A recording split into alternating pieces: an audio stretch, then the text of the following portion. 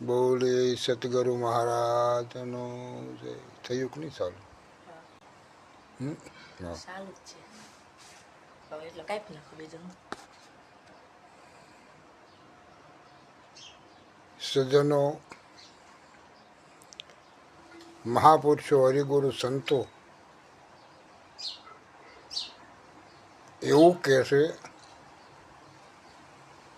કે આ સંસાર એક સપનું છે. એની સાક્ષી તોરલ આપે છે.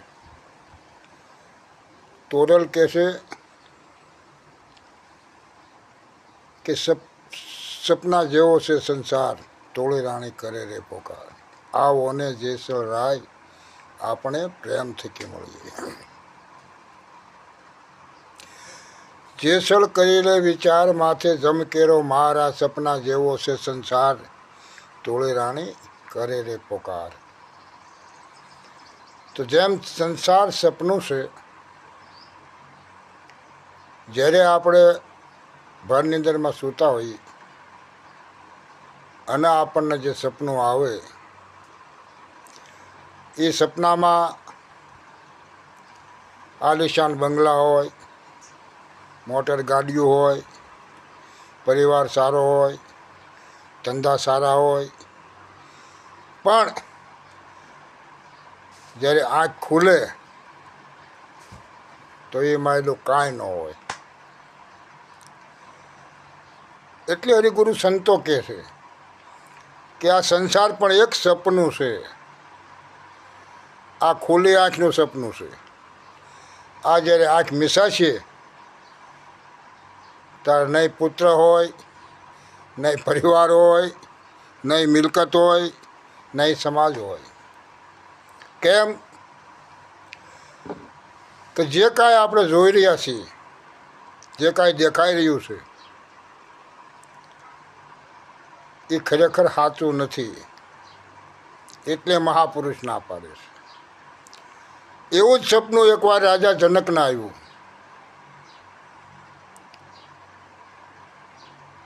જનક રાતે બજારની અંદર ભીખ માગતા હતા સપનામાં.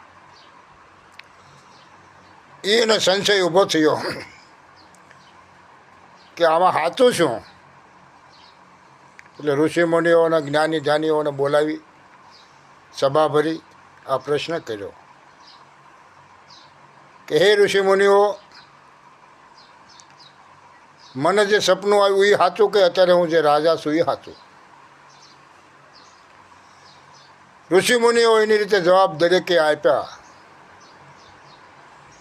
પણ જનકને સંતોષ ન થયો. આ વાત આખા નગરની અંદર ફેલાઈ ગઈ. એ અષ્ટવક્રના કાને પડી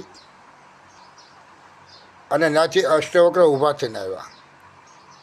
જનકના દરબારની અંદર આવ્યા એટલે બધા ઋષિમુનિઓ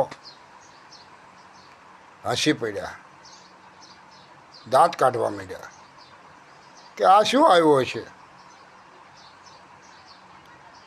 એટલે અષ્ટવક્ર બોલ્યા કે હે રાજા જનક, આ બધા સમાજને શા માટે ભેગા કર્યા?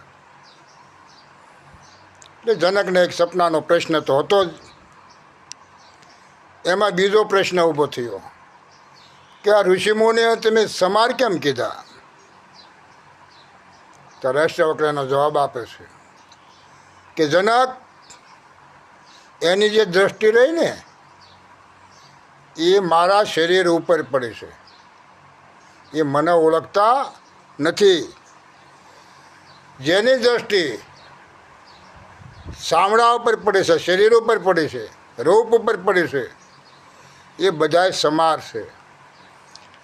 અને પરમાત્માનું ભજન જેણે નથી કર્યું, પોતાના સ્વરૂપનો દીદાર નથી કર્યો, એ બધાય સમાર જ છે. એમાં રોહિદાસ મહારાજે પુરાવો આપે છે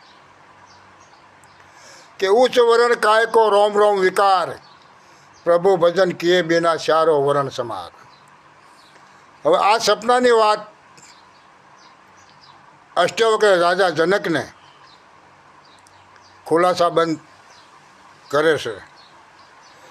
એ વાત આપણે બીજા વિડીયામાં ખુલાસો કરશું. બોલીએ સદગુરુ મહારાજનો.